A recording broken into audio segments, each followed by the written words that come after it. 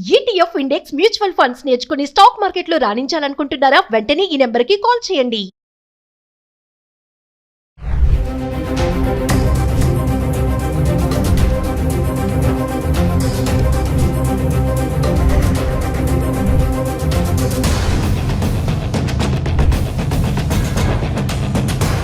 Hello viewers, welcome back to our channel. ప్రస్తుతం మనతో పాటు ఉన్నారు analyst and TEDx speaker, legendary award winner in real estate doctor Nandi Rameshwar Rao గారు. సార్తో మాట్లాడదాం. నమస్తే సార్. నమస్తే అమ్మ. సార్, మరి ఇప్పుడు అమెరికా వీసాలో చాలా మార్పులు వచ్చాయని చెప్పేసి అంటున్నారు. H1B కానీ, L1 కానీ, O1 కానీ. ఈ డ్రాప్ బాక్స్ విండో ఏదైతే ఉందో దాని ఎలిజిబిలిటీ రూల్స్ కూడా మారాయి అంటున్నారు.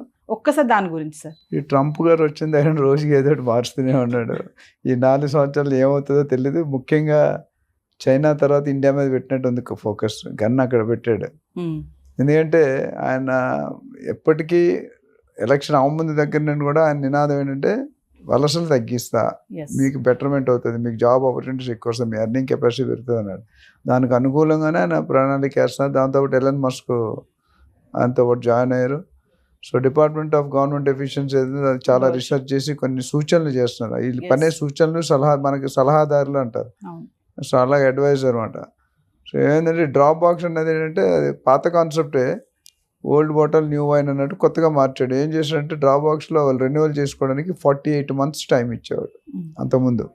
ఈ 48 ఎందుకు ఇచ్చాడంటే దాదాపు 1000 మంది క్యూలో ఉన్నారు కాబట్టి కొద్దిగా క్లియర్ కావాలి కాబట్టి టైం ఎక్కువ ఉంటే క్లియర్ అవుతుందని. కానీ ఇప్పుడు ఏమైందంటే మరీ స్ట్రిక్ట్ చేయాలి కాబట్టి ఈయన వచ్చిన తర్వాత కొత్తదనం ఏదో తీసుకోవాలి, కొత్త మార్పులు తెచ్చాం, రికార్డులో ఉండిపోవాలి, చరిత్ర తిరగరాయాలి, రీరైటింగ్ తీసి ఇవన్నీ కూడా మైండ్లో పెట్టుకున్నాడు. ఈ 4 సంవత్సరాలు మొత్తం దుమ్ము దులుపుతా, తర్వాత సంగతి తర్వాత చూసుకోవచ్చాను. దాన్ని ఏం చేయంటే ఆ 48 నెలల బదులు 12 నెలలు చేశాడు. సో దట్ మీన్స్ 75% ఆప్షన్ పోయింది. అంటే ఇప్పుడు ఎవరైతే కాదో ఇంటర్వ్యూ అప్పుడు ఇది ఏమవుతుందంటే ఈ 12 నెలలు దాటిపోయి ఉన్నారనుకోండి క్రైమ్. సో దానికి ముఖాముఖి ఇంటర్వ్యూస్ ఉండాలి, ఫేస్ టు ఫేస్ ఇంటర్వ్యూకి అటెండ్ అవ్వాలి. అటెండ్ అవ్వడం ఏమైందంటే ఆల్రెడీ పాత స్టాక్ ఉంది, మళ్ళీ కొత్త స్టాక్ వచ్చి ఇవన్నీ క్యూ అయిపోయింది. అంటే క్లియర్ చేయడం చాలా కష్టం అవుతుంది వాళ్ళకి. సో అది ఎలా అనేది ఇంకా చూడాలి, ముందు వచ్చే అంటే ఇబ్బందులు ఏమొస్తాయి చూడాలి. బట్ అదర్వైజ్ ఏంటంటే ఆయన పాలసీ ఏంటంటే క్లియర్, ఆ ఎలిజిబుల్ అయితే వాడు పంపించాలి. ఆల్రెడీ కొంతమంది పంపించాడు, ఇంకా కొంతమంది పంపిస్తున్నాడు. లక్షల్లో రకరకాలు ఇల్లీగల్ వీసాస్ అంటారు, స్టూడెంట్ వీసాలు అంటారు, తర్వాత OPT అన్నారు. మన లాస్ట్ టైం అన్నీ మాట్లాడుకున్నాం. సో ఓవరాల్ ఏంటంటే ఈ wants to reduce the strength of the other countries outside. మన ఇండియా కాదు, ఇండియా కూడా వన్ ఆఫ్ ది కంట్రీ బలవుతుంది. బట్ మేజర్గా చైనా, జపాన్, మెక్సికో అట్లా ఉంది. వాళ్ళ వల్ల మన మీద కూడా డౌట్ వచ్చి ఉన్న ఎవరైతే ఇల్లీగల్ ఎక్కువ ఉంటారు నాకు తెలిసి. ఎందుకంటే 2012 దాకా గ్రీన్ కార్డ్స్ క్లియర్ అయినాయి నాకు తెలిసి, 2012లో 13. అప్పుడు ఇంకా పెండింగ్ ఉన్నాయి. ఇప్పుడు ఈ మధ్యలో వచ్చే ఛాన్సెస్ ఏమంటారు అంటే 2012, 13 వెయిటింగ్ అయితే ఇప్పుడు 24లో ఉన్నాం, already more than 12-13 years. So ఇప్పుడు గ్రీన్ కార్డు రావడం ఓకే కానీ వాటి సిటిజన్షిప్ అయితే అసలు రాదు. ఎవరైతే 2010 ముందు వెళ్ళారో వాళ్ళందరికీ మంచి మా ఫ్రెండ్స్ 1995, 2000 వెళ్ళినందరూ కూడా సిటిజన్షిప్ వచ్చింది. ఇప్పుడు గ్రీన్ కార్డే రావట్లేదు. గ్రీన్ కార్డ్ రావతే సిటిజన్షిప్ మర్చిపోవడం. సో అండ్ ఇప్పుడు ఆల్రెడీ వాళ్ళు పంపించడం స్టార్ట్ చేశారు రకరకాల విధంగా. అండ్ మన లాస్ట్ టైం చూసిన లాటరీ సిస్టమ్ కూడా 2 సార్లు కంటే ఎక్కువ అయితే యూఆర్ నాట్ ఎలిజిబుల్. అందులోనే ఒక భాగమే ఇది. అంటే ఇదంతా కూడా ఇమిగ్రేషన్ దీంట్లో దే ట్రైంగ్ టు స్క్రూటినైజ్, అంటే ఎంత స్ట్రిక్ట్ చేసి ఎంత తగ్గిస్తారు, అంటే స్ట్రిక్ట్ చేస్తే ఆటోమేటిక్ తగ్గిపోతారు. Where there is illegal falsing they have to go out. So అందులో ఈ కొత్త పాయింట్ ఏంటంటే ఈ డ్రాప్ బాక్స్. సో 48 months బదులు 12 months వచ్చింది. అంటే ఎంత విసురుబాటు తగ్గింది కదా. ఇప్పుడు కొత్త వాళ్ళు అప్లై చేస్తూనే ఉన్నారు. అండ్ ఇండియా నుండి హైయెస్ట్ కంట్రిబ్యూషన్ ఉంటుంది మనకి, ప్లస్ IQ లెవెల్స్ కూడా మనకు బాగుంటాయి. బట్ అక్కడ ఒక క్యాప్ ఉంటుంది ఇండియా, ప్రతి కంట్రీ కూడా USA పుట్టే క్యాప్, అంటే ఇంతకంటే ఈ సంవత్సరానికి ఇంత తీసుకోకూడదు. దానికి మనం 10 times, 20 times, 30 times అప్లై చేస్తున్నాం. మరి ఎక్కడ అకామిడేట్ చేస్తారు? సో అది ప్రాబ్లం. సో ఈ 12 నెలలు అనేది చూడాలి ఎంతవరకు పనిచేస్తుంది అన్నది. ఇంపాక్ట్ కూడా అంటే ఏ వీసాల పైన ఇంపాక్ట్ ఉంటుంది సార్? వీసాలు అనేది H1B, B1, B2 ఇవన్నీ కూడా O1 ఇవన్నిటి కూడా వీసా అనేది కొద్ది స్టూడెంట్ వీసా అని లేకపోతే వర్కింగ్ వీసా అని ఉన్నాయి. అందులో ఫ్యామిలీ డిపెండెంట్ రకరకాలు ఉన్నాయి. సో ఈ వీసాలు అన్నిటి కూడా ఒక వీసా మారితే ఇంకా అన్నీ మారుతాయి. తేగలాగితే డొంక కదిలినట్టు వీసా అన్ని ఎంట్రీ. ఎప్పుడైనా చూడండి మీరు, సపోజ్ ఇంజనీరింగ్లో BE mechanical BE, physics, BE, computer తీసుకుని ఫస్ట్ 2 years కామన్ ఉంటుంది, లాస్ట్ 2 years మారుతుంది. అట్లాగే వీసాకి 50% ప్రాసెస్ ఎక్కడైనా ఫీజ్ అని, ప్రియారిటీ అని కొన్ని ఉన్నాయి, వెరిఫికేషన్ అని, లీగల్ అని ఉన్నాయి, అవి కామన్ ఉంటాయి. 2 half మారుతుంది. ఇక్కడ కూడా ఏంటంటే ఇవన్నీ కూడా మనం అంటే H1B visa, B1, B2, O1 ఇంకా రకరకాలు ఉన్నాయి. ఇవన్నిటి మీద ఇంపాక్ట్ పడి ఉంది. ఎందుకంటే ఇది ఎందుకు పెట్టారంటే మీరు ఈ ఏమంటారు స్టాక్ ఎక్కువైపోతుంది. అంటే people who are applying are not more and clearing is less, కొంట ఎక్సెస్. అంటే ఈ పాలసీ రావడానికి సార్ అంటే ఎక్కువ మంది వచ్చి మన వాళ్ళు అక్కడ ఉంటున్నారు అనే రీజనే అంటారా? అంతే. దీన్ని 48 months ని తీసి 12 months చేయడానికి అంటే 48 months మీరు ఆడుకోవచ్చు కదా, వ్యాలిడిటీ అయిపోయిన తర్వాత 48 months వరకు మీరు బతికేవచ్చు.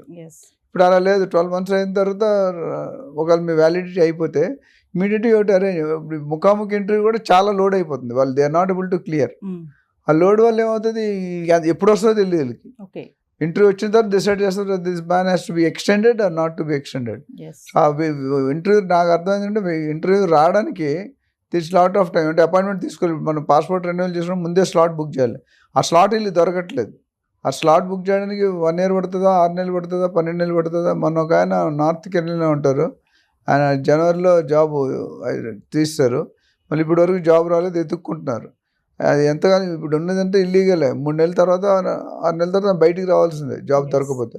సో అందుకని టెంపరీగా ఏదో కాంట్రాక్ట్ బేస్ జాయిన్ అయ్యి చూపిస్తున్నారు, అది కరెక్ట్ కాదు. బట్ ఏం చేస్తారు, వాళ్ళకి పాసిబిలిటీ లేనప్పుడు ఏదో ఒకటి ఉండడానికి ట్రై చేస్తారు. ఒకేసారి ఉన్న పొలాన్ని జాబ్స్ తీసేస్తే అందరూ తీసేస్తున్నారు, ఒకటే కాదు, ప్రతి కంపెనీ, ఆల్ కంప్యూటర్స్ ఎస్పెషల్లీ మన వెళ్ళే సాఫ్ట్వేర్ వాళ్ళు డెఫినెట్గా దే ఆర్ రిమూవింగ్ ఇట్. అంటే ఎంతవరకు కొనసాగుతుంది అనేది తెలియదు. డ్రాప్ బాక్స్ విండో అంటున్నారు కదా సార్, అసలు ఏంటిది, దీని ఎలిజిబిలిటీ ఏంటి, అంటే దీని మీద ఏమేమి ఆధారపడి ఉంటాయి? అంటే దీని మీద డ్రాప్ బాక్స్ అనేది ఒక సిస్టమ్ ఉంటుంది. మనకు ఇంటర్వ్యూలో ఎట్లా మెథడ్ ఉంటుందో, ఇప్పుడు అయిపోయిన అందరినీ ఒకేసారి చేయలేరు కాబట్టి ఒక క్యూ కట్టిస్తారు. డ్రాప్ బాక్స్ అనేది అంటే ప్రాసెస్ అంత ఉంటుంది, మళ్ళీ ఒకసారి రెన్యువల్ చేసేటప్పుడు ఏం చేస్తాం, ఇప్పుడు డ్రైవింగ్ రెన్యువల్ ఉంది, డ్రైవింగ్ లైసెన్స్ రెన్యువల్ మళ్ళీ ఒకసారి డ్రైవ్ చేయమంటాడు, మళ్ళీ ఒకసారి కళ్ళు చెక్ చేయమంటాడు, కళ్ళద్దాలు ఉన్నాయా లేవా, ఏజ్ ఎంత అయింది, ఇవన్నీ ఫర్నిష్ అవుతాయి. ఇప్పుడు కారు వాల్యూ 15 సంవత్సరాల తర్వాత వాడకూడదు రోడ్డు మీద, మళ్ళీ చెకింగ్ చేసుకుని మళ్ళీ అసెంబ్లీ చేసుకుని మొత్తం కరెక్ట్ ఉన్నాయో చెక్ చేసుకుని అప్పుడు ఇస్తాడు. నేను మొన్న మా కార్ చేసా, 15 years అయిపోయింది, మళ్ళీ 5 years ఎక్స్టెన్షన్ ఇచ్చాడు, దానికి 30,000-40,000 ఫీజు కడితే కార్ని బట్టి ఇవ్వాలి. ఇక్కడ కూడా అంటే డ్రాప్ బాక్స్ అనేది ఒక సిస్టమ్ డెవలప్ చేస్తారు, ఒక కోడ్ లాగా. ఎవరైతే ఎక్స్పైరీ అయిపోతారో అందరూ అప్లై చేసుకుంటారు. అప్లై చేసుకున్నప్పుడు దాన్ని స్క్రూటినీ చేస్తారు. అట్లానే ఇప్పుడు 48 months లేదు, 12 months తక్కువ. 48 months అంటే చాలా మంది అకామిడేట్ అవుతారు, 4 సంవత్సరాలు. ఇప్పుడు 1 year అంటే అంతమంది అకామిడేట్ అవ్వరు. పాత వాళ్ళు మళ్ళీ రీఅప్లై చేస్తారు, కొత్త వాళ్ళు అప్లై చేస్తూనే ఉన్నారు. అందుకని ఫేస్ టు ఫేస్ ఇంటర్వ్యూ పెట్టి వాట్ ఇస్ ద రీజన్, అసలు స్కిల్ ఉన్నావా లేదా, వాళ్ళకి వచ్చిన డౌట్స్ అన్ని చెక్ చేసుకుంటారు. చెక్ చేసుకున్న దాన్ని పాస్ అయితే దాని వల్ల you will be eligible to stay there. So ఏదేమైనా సరే అమెరికా వీసా రెన్యువల్ చేయాలనుకునే వాళ్ళందరికీ కూడా మళ్ళీ ట్రంప్ ఒక షాక్ ఇచ్చాడని గుండెల్లో గుబులు పరిగెట్టిస్తున్నాడు. రెన్యువల్ చేయాలనుకునే వాళ్ళకి కొత్తది వదిలేండు, రెన్యువల్ వచ్చింది, కొత్తది ఎన్నో దొరకదని క్లారిటీ వచ్చింది. సో రెన్యువల్ అనేది జనరల్గా రెన్యువల్ అంటే ఆటోమేటిక్ ఎక్స్టెండ్ అయిపోవాలి. ఇప్పుడు FD మన బ్యాంకులో ఆటోమేటిక్ పెట్టాం అనుకోండి, ఆ డేట్ అవగానే ఉన్న కరెంట్ రేట్ అది పడిపోతుంది. ఇక్కడ కూడా ఇప్పుడు అలా చేయట్లా, FDని మళ్ళీ రీచెక్ చేసి రీరైట్ చేస్తూ ఉంటాం, అట్లా ఉంది అది process. Thank you sir. Thank you.